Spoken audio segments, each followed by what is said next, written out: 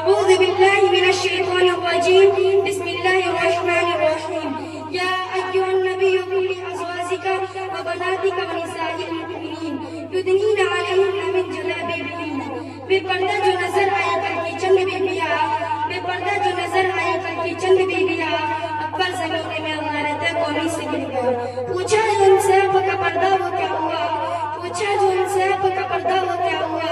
کہنے لگی کہ عقل پہ مردوں کی کر گیا میں نے قرآن کریم کی ایک آیت کا ٹکڑا آپ حضرات کے سامنے پڑھی جس کے اندر نبی اکرم صلی اللہ علیہ وسلم کی اس بات کی ہدایت کی گئی ہے کہ اے نبی اپنے بیویوں اور اپنے بیٹیوں اور تمام مسلمانوں کی عورتوں کو اس بات کا حکم دیجیے کہ اپنے اوپر تھوڑی سی چادر لٹکا لیں یعنی کلام اللہ شریف کی اس آیت میں پردے کا حکم نازل ہوا ہے قرآن پاک کی ایک دوسری آیت کا ٹکڑا ہے وَيَصْرِبْنَ بِخُمُرِهِنَّ عَلَى جُيُوبِهِنَّ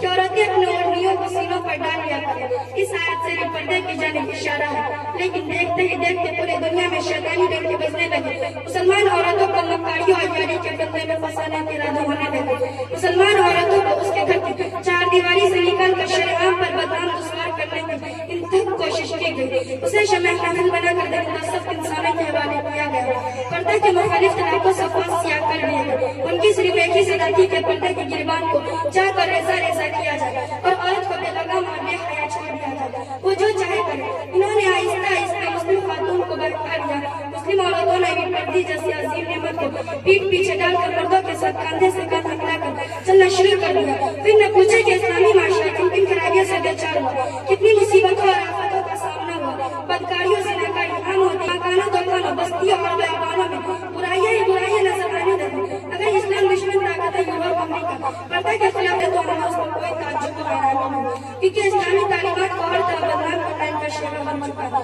مگر افسوس کہ آج ہماری قوم کی اکثر لوگ جو مسلمان ہونے کا دعویٰ کرتے ہیں اور محمد عربی صلی اللہ علیہ وسلم کو امتی کہلاتے ہیں وہ بھی اسی ذہنی غلامی کا شکار ہے خاص طور پر انگریزی تعلیم یافتہ طبقہ تو اس میں زیادہ مبتلا ہے وہ پردے کے معاملے میں اسلامی دشمنوں کے ساتھ ہے اور انہی کی گشت و گشت چل رہے ہیں کسی شاعر نے ایسے ہی لوگوں کے بارے میں کہا ہے انہی کی محفل سوارتی ہوں چراغ میرا ہے رات ان کی انہی کی محفل سوارتی ہوں چراغ میرا ہے رات ان کی انہی کی مطلب کی کہہ رہی ہوں زبان میری بات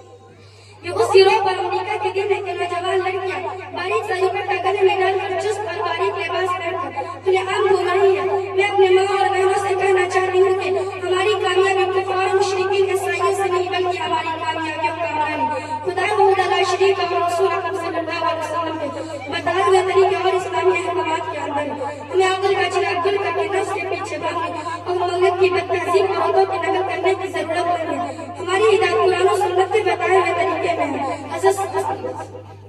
اسماء رضی اللہ عنہ حضرت عائشہ رضی اللہ عنہ کی بہن اور نبی اکرم صلی اللہ علیہ وسلم کی ساری ایک بار باریک کپڑا پہن کر حضور صلی اللہ علیہ وسلم کے سامنے آ گئی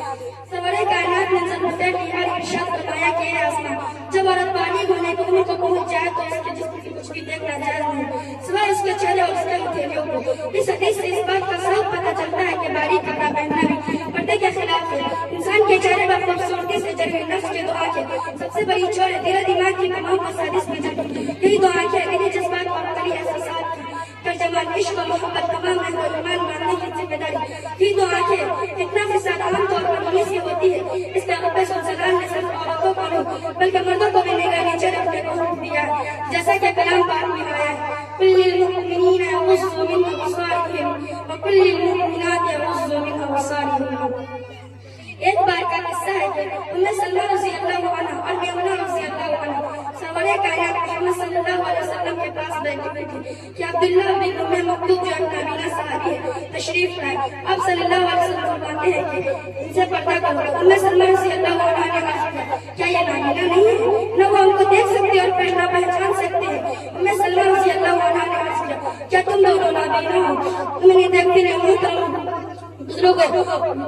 محترم دوستو آج ہماری ماں اور بہنوں کو چاہیے کہ اپنے گریبانوں میں جا کر دیکھیں کہ پردہ کو قبر بنا کر کے اللہ اور اس کے رسول کو راضی کر رہی ہے یہ اپنے اکبر کو خراب اسلامی تعلیمات کو پامال کر رہی ہے محترم و جناب محمد صلی اللہ علیہ وسلم کے ازواج مطہرات قیامت تک آنے والی انسانی کی مائیں ہیں ان کو بھی پردے کا حکم ہے ان سے پردہ کو کیا نہیں کیا گیا تو آج ہمارے لیے اس بات کی گنجائش کیسے ہو سکتی ہے کہ بے پردہ گلی کو جو میں بند کر بے لگام بڑی کی طرح چاہا جائے وہ ہماری